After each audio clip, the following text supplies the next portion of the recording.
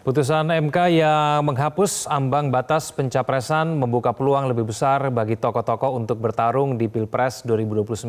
Benarkah Pilpres 2029 akan menjadi ajang kompetisi yang lebih beragam dan kompetitif, atau sebaliknya malah akan melahirkan potensi kerumitan teknis dan polarisasi masyarakat yang lebih besar? Untuk membahasnya sudah bergabung bersama kami ada Ketua DPP PDI Perjuangan Deddy Sitorus, Wakil Ketua Umum PAN Saleh Daulay, Sekjen P3 Aurani Tomafi, dan Direktur Indikator Politik Burhanuddin Muhtadi. Selamat sore semuanya, terima kasih bergabung bersama kami di Prime Time News. Sore.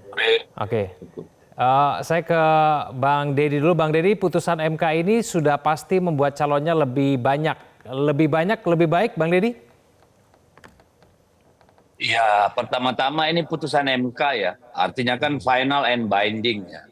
Final dan mengikat, tidak ada upaya konstitusional lainnya yang bisa kita gunakan untuk membatalkan putusan MK itu. Kami melihatnya begini, sebenarnya apa sih latar belakang dari diputuskannya tanpa ambang batas itu?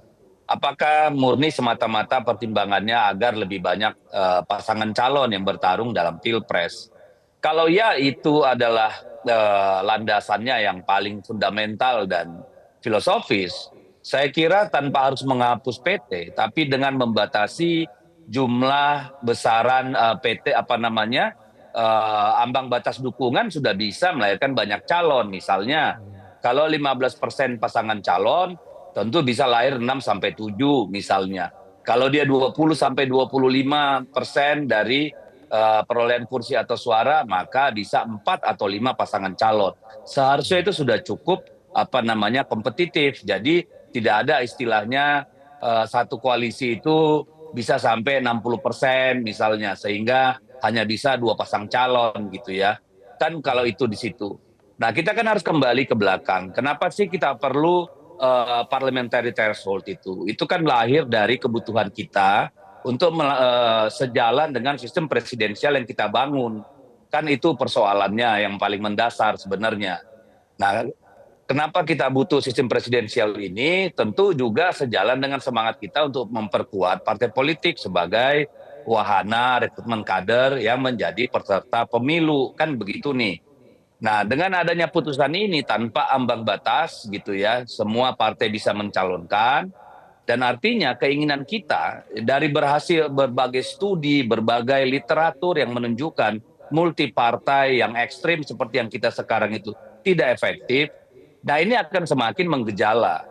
Gejala bahwa partai-partai kehilangan mayoritas pemilih tradisionalnya, party ID, itu juga akan semakin kentara. Ini kan sebenarnya kesulitan bagi kita membangun satu sistem presidensil dan juga sistem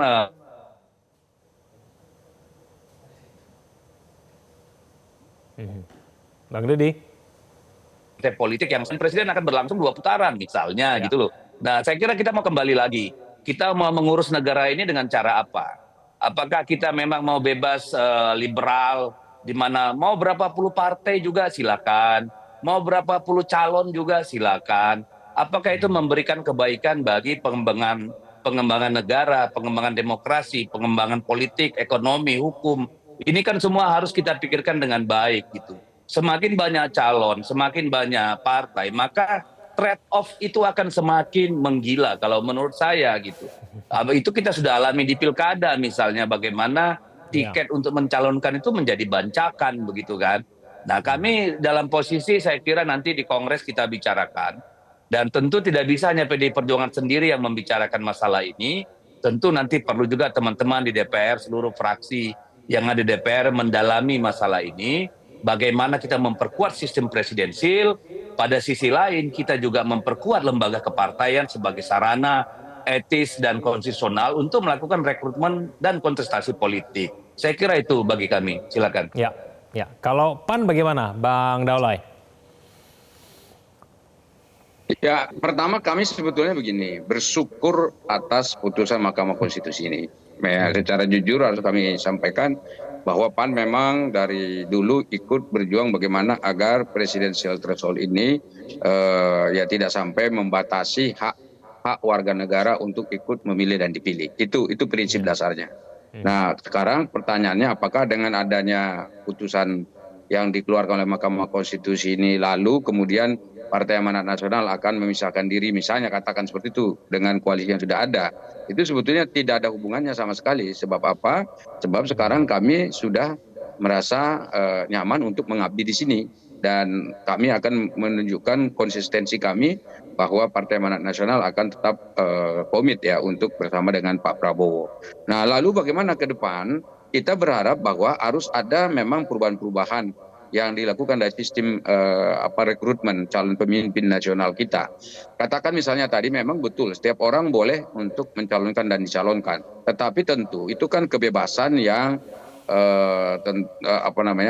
luar biasa, tidak ada batas misalnya seperti itu.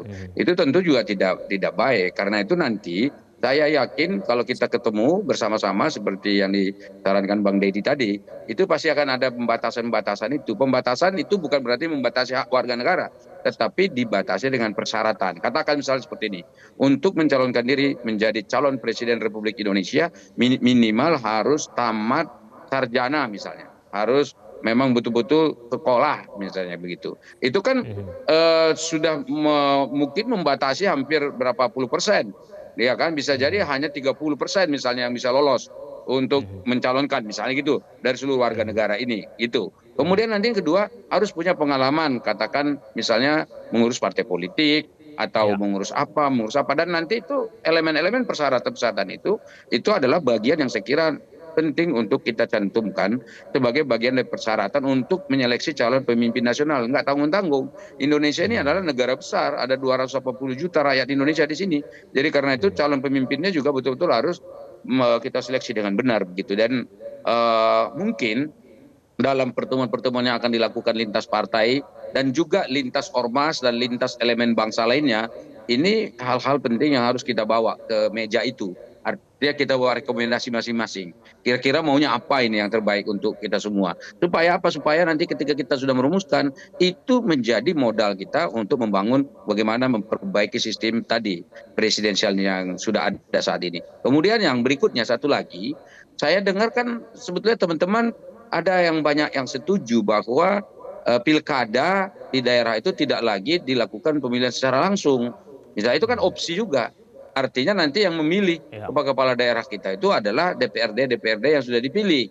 Nah kalau memang itu adalah opsinya, berarti kan pekerjaan kita lebih ringan lagi nih. Jadi yang akan kita kerjakan adalah pileknya. Jadi pileknya akan kita naikkan mutu dan kualitasnya. Nanti mereka yang sudah duduk itu yang akan memilih kepala daerah. Nah kalau itu kita lakukan berarti kan ini ada efeknya kepada pemilihan presiden. Sebab apa? Kita tidak capek lagi nanti pilkada di mana semua tempat, ya kan? Kemudian nanti ada lagi pilpres dan seterusnya yang menyebabkan selalu ada ketegangan. Secara jujur bahwa memang pilpres, pilkada, pileg dan proses demokrasi yang kita lakukan di Indonesia ini memang masih ada ya, masih ada. Ini catatan saya, masih ada ketegangannya. Meskipun harus kita akui, kita syukuri bahwa bangsa Indonesia ini sudah menunjukkan kita adalah negara demokrasi yang sangat dewasa, di mana setiap penyelenggaraan pemilu kita berhasil dengan baik tanpa ada konflik sosial yang merugikan dan mengganggu stabilitas politik kita secara nasional. Ya, Bang Arwani dari P3 sendiri bagaimana? Apakah memang dengan semakin banyaknya calon presiden yang akan diusung, setiap partai politik peserta pemilu nanti sudah boleh mencalonkan sendiri, begitu? Apakah memang lebih baik untuk Indonesia, Bang Arwani? Ya, jadi alhamdulillah ya kita harus apresiasi teman-teman di MK ini. Putusan ini benar-benar mendudukkan ya makna hakiki dari Pilpres itu sendiri. Pilpres secara langsung. Jadi kalau Pilpres secara langsung itu artinya masyarakat atau pemilih itu diberikan pilihan-pilihan ya. Jadi rakyat benar-benar akan bisa memilih nantinya. Sehingga kalau kita lihat memang latar belakang MK yang melihat ya politik mutakhir, perkembangan politik pemilu mutakhir beberapa kali pemilu itu calon yang hanya 2 atau seperti kemarin 3 itu belum memberikan cukup pilihan bagi masyarakat. Oleh karena itu tentu ini menjadi berkah ya bagi partai politik, sekaligus juga tugas berat. Berkah karena masing-masing partai politik bisa mencalonkan presiden. Sesuatu yang memang menjadi cita-cita atau ya saya kira tujuan utama semua partai politik bisa punya capres ya, punya presiden gitu loh. Nah, tetapi juga ada tugas berat karena dituntut memunculkan figur ya partai yang berkualitas atau figur yang memang punya kapabilitas untuk memimpin bangsa ke depan. Misalnya terkait dengan pengkaderan partai politik tentu ini akan diuji ya. Oleh karena itu bagi kami keputusan MK ini ya sekali lagi akan memberikan pilihan banyak bagi masyarakat tentang pilpres ke depan itu betul-betul punya banyak pilihan dan ini tentu harus disambut baik oleh partai politik ya. Cuman memang harus kita jawab apakah seperti ini nanti akan memunculkan banyak capres atau capres yang melimpah. Saya kira juga belum tentu ya, karena yang pertama tentu kuncinya nanti di DPR dan Presiden sebagai badan pembentuk undang-undang ya. Bagaimana mereka mampu melakukan constitutional engineering ya, rekayasa konstitusional yang benar-benar melibatkan partisipasi publik yang bermakna. Ya, ini yang saya kira frasa yang penting ya, partisipasi publik yang bermakna yang betul-betul nanti akan menjadi pilihan dari regulasi yang akan diputuskan oleh DPR. Jadi kita juga akan melihat misalnya situasi di luar regulasi. Ya, misalnya peta-peta politik sekarang ini misalnya mestinya kalau dengan keputusan MK ini akan ada kontestasi dini dari partai-partai politik itu karena sudah merasa kami sudah bisa mencalonkan, kan kira-kira begitu. Pasti ini juga nanti akan berpengaruh bagaimana teman-teman yang ada di pemerintahan, partai-partai politik itu juga mampu menyeimbangkan ya kan antara kepentingan partai politik dengan tugas-tugas di pemerintahan dan sebagainya. Saya kira ini situasi yang harus dijawab. Yang pertama tentu oleh DPR dan Presiden, dan tentu yang kedua oleh partai politik itu sendiri. Saya kira itu. Ya. Mas Burhan melihat peta politik pada saat ini, peta koalisi pada saat ini, apakah memang sudah pasti akan lebih banyak nanti di tahun 2029 mengusung capres masing-masing?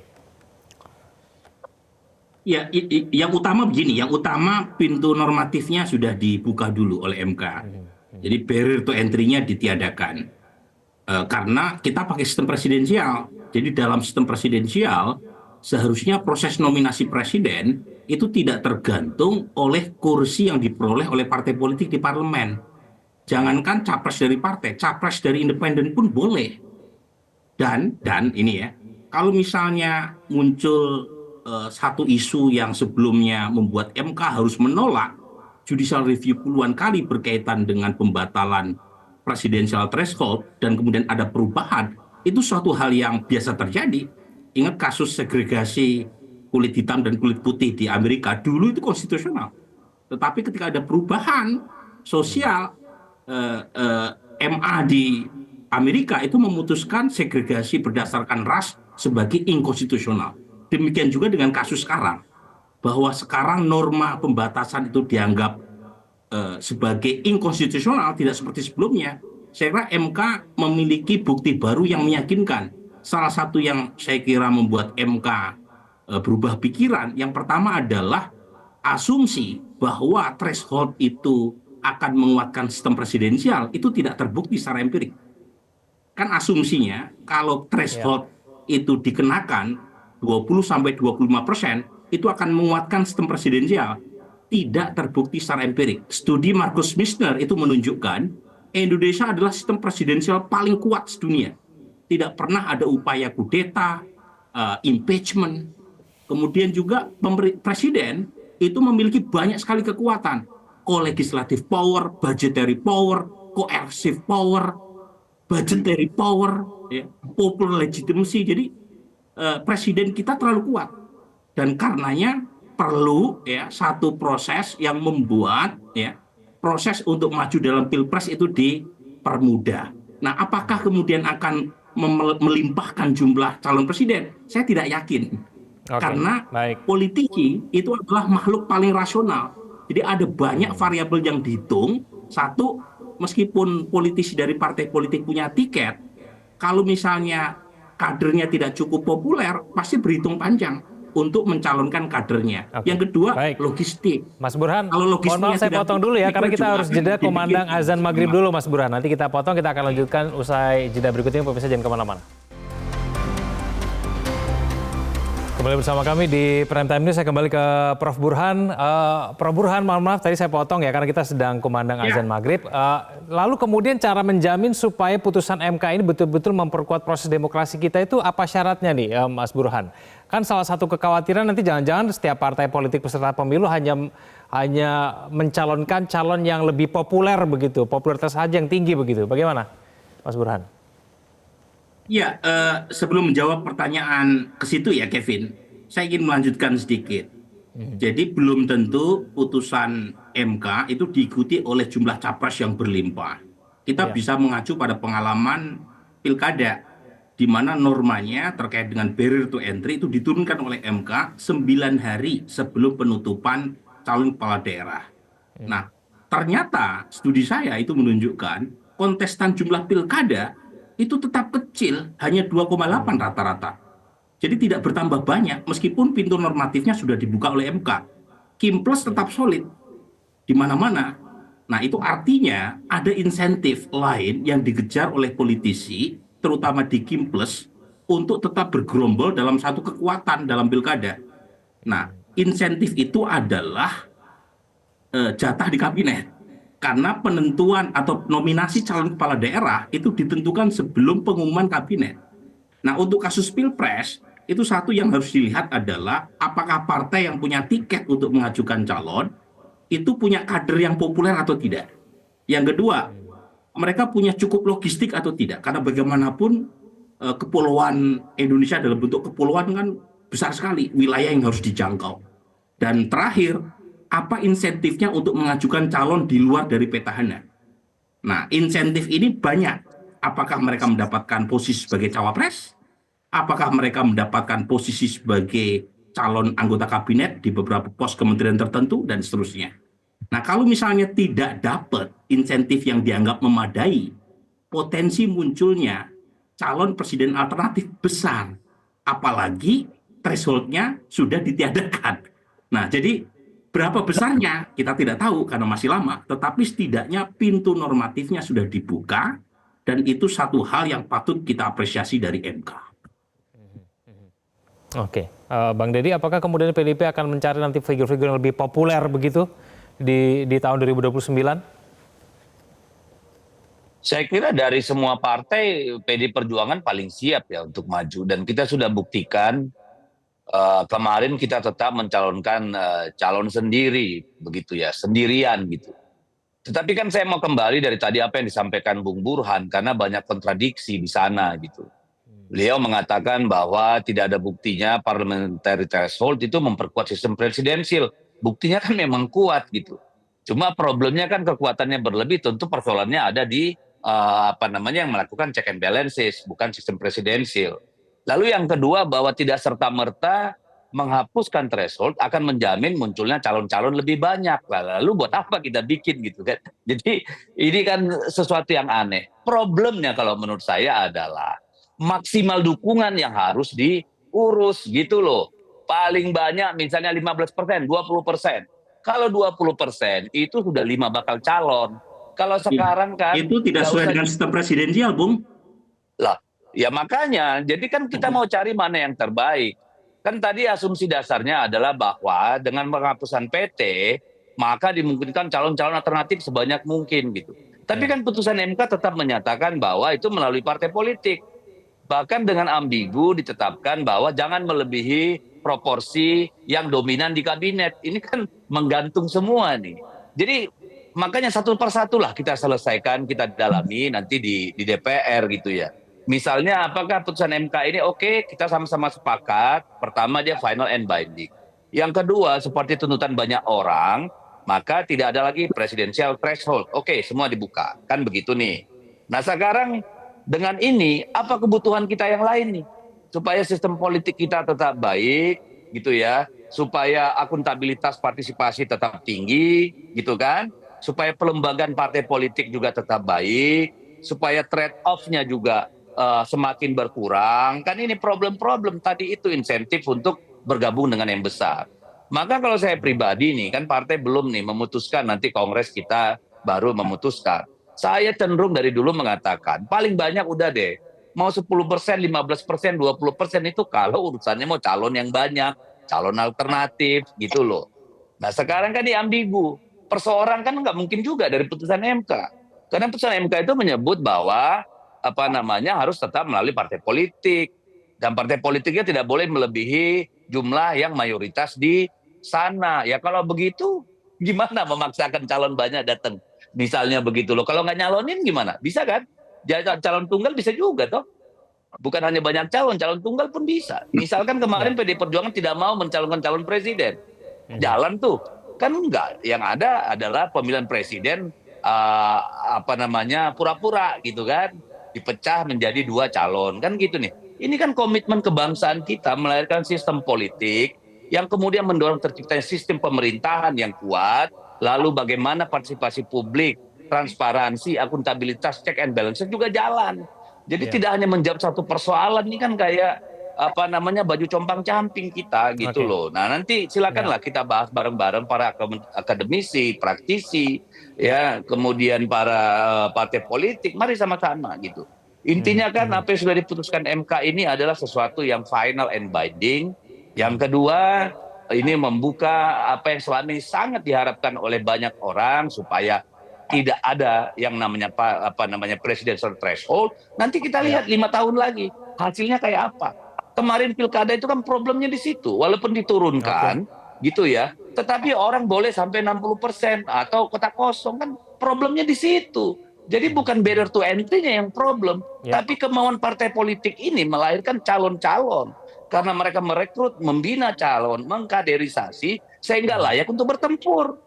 Jangan ditanya duitnya, gitu loh. Tetapi misalnya nanti nih partai-partai kecil lah yang tidak masuk parlemen misalnya, tentu mendapatkan insentif untuk mencalonkan. Karena apa ya? Berharap pada kotel efek. Kan gitu, apakah harus kampanye keliling Indonesia? Ya enggak.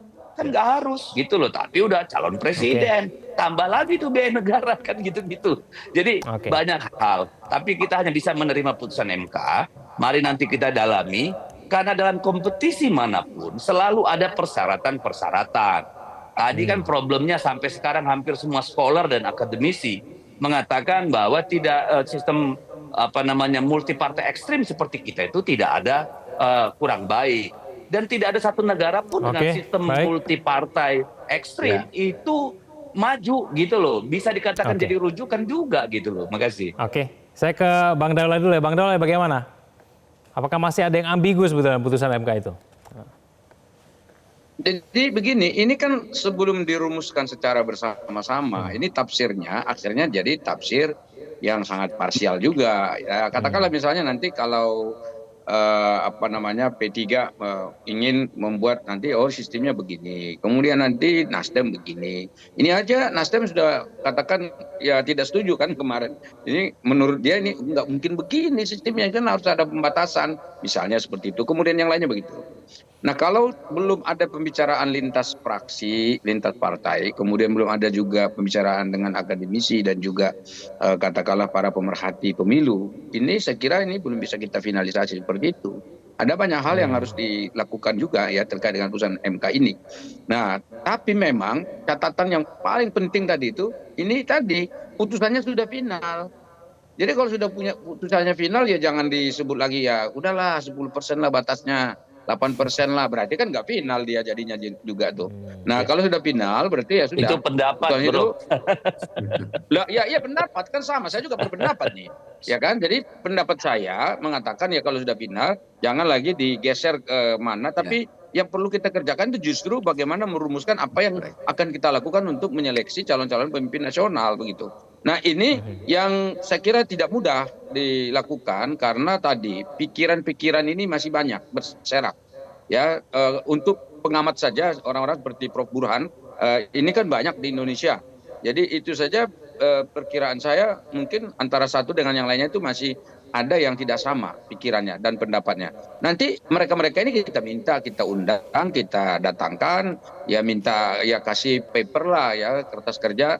apa yang kira-kira menurut mereka paling penting untuk memperbaiki sistem politik yang ada di Indonesia. Sebab begini, memang pertarungan-pertarungan politik yang ada di Indonesia selama ini harus diakui sangat melelahkan dan juga tentu menghabiskan energi dan juga logistik yang tidak sedikit gitu. Jadi karena itu ini harus kita simplifikasi sedikit ya, sehingga kita akan mendapatkan calon pemimpin yang paling baik dan terbaik gitu untuk Indonesia, tanpa harus sekali lagi pertama tanpa harus menghilangkan hak-hak konstitusional warga negara, tanpa harus menghabiskan uang yang banyak, tanpa harus menghabiskan waktu yang banyak juga, dan tanpa juga sebetulnya kalau saya dari kemarin malah justru para penyelenggara pemilu yang lama ini dan banyak gitu loh. Mereka bekerja sampai 5 tahun, jumlahnya banyak sekali di seluruh Indonesia, dan mereka harus digaji tiap bulan, kemudian ada BIMTEK, ada macam-macam itu. Dan itu melelahkan juga gitu menghadapi mereka ini. Terutama teman-teman kita yang di Komisi 2 yang setiap waktu berurusan dengan mereka. Nah ini semua bagian dari pekerjaan rumah yang besar. Memang agak aneh ya di Indonesia kita ini ya, itu demokrasi kita ini nggak pernah selesai. Jadi sebentar-sebentar berubah, ini bentar lagi ini berubah, ini ganti yang itu, ganti lagi yang gini, ini kurang pas dan seterusnya. Ini mestinya ke depan kalau kita memang sama-sama sudah duduk, ya kita ingin pembicaranya tuh inilah yang paling baik, yang paling terbaik, yang diterima oleh semua pihak dan masuk akal gitu, baik dari sisi akademis, filosofis, yuridis misalnya seperti itu, dan itu diterima oleh semua pihak, dan itu kita tidak lagi berpikir tentang cara dan mekanisme regenerasi kepemimpinan di Indonesia, tetapi justru yang kita pikirkan adalah siapa yang akan dipilih untuk katakanlah memimpin kita dalam rangka mencapai cita-cita yang sama-sama kita idamkan ya, sebagai warga negara Indonesia begitu. Ya, baik. Bang Arwani, P3 memiliki tafsiran yang berbeda? Ya, yang pertama ya, kita harus memahami bahwa MK keputusan ini itu mengkoreksi ya regulasi yang selama ini kita putuskan terkait pembatasan ya threshold dalam pencalonan presiden wakil presiden. Jadi yang harus dipahami itu tidak boleh ada lagi pembatasan. Nah nanti terserah partai politik, ini sudah dibuka keran dari MK kepada partai politik untuk ayo ini bisa mencalonkan, tinggal bagaimana pengkaderannya, tinggal bagaimana figurnya, tinggal bagaimana logistiknya. Saya kira MK juga yang kedua mengkoreksi ya pemahaman tentang tarik-menarik antara kepentingan penguatan sistem presidensial ini dengan prinsip hakiki dalam kita berdemokrasi. Prinsip hakiki dalam berdemokrasi dalam pemilihan itu ya ada cukup pilihan bagi masyarakat. Nah, selama ini perjalanan pilihan regulasi yang selama ini kita pilih itu menurut MK itu tadi dikatakan tidak konstitusional, sehingga pembatasan itu tidak boleh lagi. Sekali lagi maka yang terpenting bagi kita semua ini benar-benar MK berpihak pada apa yang dimaui ya dari pemilihan langsung itu sendiri, bahwa rakyat punya banyak pilihan, bahwa partai politik juga punya pintu untuk benar-benar merealisasikan cita-citanya dengan mudah ya, apakah mau mencalonkan kadernya sendiri atau ya mencalonkan kader partai politik lain. Saya kira MK tidak membatasi. Maka memang benar menurut saya Mas Dedi tadi keputusan MK ini bisa jadi nanti masih terjadi hanya 2 atau 3, bahkan bisa jadi calon tunggal masih mungkin, namanya politik kan kalau semuanya. Tapi apa iya ya partai-partai politik peserta pemilu nanti sebanyak itu nanti hanya 1 calon. Saya kira MK sudah pada jalur nalar konstitusional dan semoga ini betul-betul bisa disambut dengan baik oleh partai politik, oleh masyarakat sebagai satu bentuk koreksi dalam kehidupan berbangsa ya, dalam perjalanan pemerintahan kita. Saya kira semua harus melihat. Kalau terkait tadi Mas Burhan menyinggung soal kemarin di Pilkada sudah dibuka kerannya oleh MK, betul. Tapi prosesnya ada di ujung ya. Jadi persiapan selama ini memang belum banyak dilakukan atau kurang masuk dalam proses yang lebih awal saya kira. Tapi apapun yang kita lihat keputusan MK kemarin tentu menjadi satu pembelajaran bagi kita, dan kita nggak boleh merasa alergi ya dengan perubahan-perubahan regulasi yang memang kita dalam proses panjang untuk ke sana. Sehingga ini harus kita terima dan alhamdulillah saya kira ini babak baru bagi teman-teman semua partai politik ya, bisa betul-betul memperbaiki sistem pengkaderan ya, menyiapkan figur yang terbaik dan tentu bagaimana mengelola ya, hubungan koalisi, hubungan dengan partai politik lain. Saya kira terkait dengan kesepakatan koalisi yang mungkin tentu ada dalam berbagai pelaksanaan pemilu selama ini. Saya kira itu, Mas. Ya, terakhir Mas Burhan, jadi yang akan menjadi faktor utama dalam setiap parpol untuk mencalonkan calon masing-masing itu apa, Mas Burhan? Dengan putusan MK ini. Jawaban singkatnya adalah apakah ada insentif yang diperoleh oleh partai untuk mencalonkan kadernya sendiri. Insentif untuk meraih kemenangan, dan kalau misalnya itu tidak ada atau kecil kemungkinannya, tentu ada kompensasi, entah itu power sharing untuk bergabung dengan calon yang potensi menangnya besar. Tapi lagi-lagi, seperti yang dikatakan oleh Bung Deddy tadi, apa yang diputuskan oleh MK ini masih koma, belum full stop. Jadi menurut saya perlu di follow up oleh DPR dan pemerintah. Karena sebenarnya yang ideal, pembentuk undang-undang itu ya DPR dan pemerintah. Jadi karena masih ada potensi munculnya calon tunggal, munculnya kartelisasi politik dalam konteks pilpres maupun pilkada, maka perlu dibuat aturan untuk meminimalisir potensi munculnya itu. Misalnya, membuat aturan baru terkait dengan batas maksimum koalisi. Ini kan kita nggak ada di situ. Kita menetapkan batas minimum pembentukan calon koalisi baik di pilpres atau pilkada sebelum untuk konteks pilpres dibatalkan oleh MK. Presidensial threshold ini itu hanya ada di Indonesia. Di luar negeri, Brazil atau Meksiko punya, tetapi bukan dalam pengertian nomination requirement, tetapi syarat bagi calon presiden untuk menang. Dan kalau mengacu pada di situ sudah ada di pasal 6A Undang-Undang Dasar 45. Ya. Jadi kembali ke situ. Jadi supaya tidak muncul koalisi raksasa dan itu membatasi pemilih untuk mendapatkan alternatif di kotak suara, di bilik suara, seharusnya memang ada batas maksimum koalisi. Sehingga muncul calon yang lebih beragam. Jadi tidak cukup dengan meniadakan presidensial threshold. Kalau semuanya ngumpul ke satu calon, kan mungkin saja terjadi calon tunggal seperti yang tadi Bung Deddy atau Mas Arwani sampaikan. Jadi lagi-lagi perlu di follow up oleh DPR dan pemerintah, termasuk hal-hal lain. Misalnya ya, election fatigue yang disebut oleh Bang Saleh Daulay. Itu kan dimungkinkan ketika pilpres, pileg, pilkada dilakukan dalam 1 tahun. Dan itu juga punya impact lain, yaitu berkurangnya antusiasme di pilkada. Tetapi kalau misalnya election timing pilkadanya itu dilakukan 2 tahun setelah pilpres, itu kan lain cerita. Jadi dibikin salah gitu ya, tidak persis sama, tetapi semangatnya sama dengan midterm election di Amerika. Dan pada saat yang sama, ketergantungan partai-partai koalisi untuk bisa menetapkan calon sendiri tanpa ditetapkan atau mengikuti atau mengekor calon dari partai penguasa itu juga makin mengecil. Karena kalau misalnya pilkadanya dilakukan setelah pilpres, itu udah hukum alam, partai-partai akan mengikuti partai yang berkuasa saat itu. Jadi ada banyak sebenarnya election institutionalization ya, untuk memastikan proses pemilu berjalan secara lebih fair, secara lebih bebas, sehingga masyarakat punya pilihan yang beragam dan kita bisa menikmati demokrasi yang lebih bermartabat. Oke, baik, kita akan tunggu nanti kemudian bagaimana putusan MK ini bisa mengubah peta politik ke depan. Kita akan tunggu dinamikanya akan seperti apa. Prof. Burhan, Bang Daulay, Bang Deddy, dan juga Bang Arwani, terima kasih sudah bergabung bersama kami di Prime Time News. Selamat malam semuanya. Jelajahi cara baru mendapatkan informasi. Download Metro TV Extend sekarang.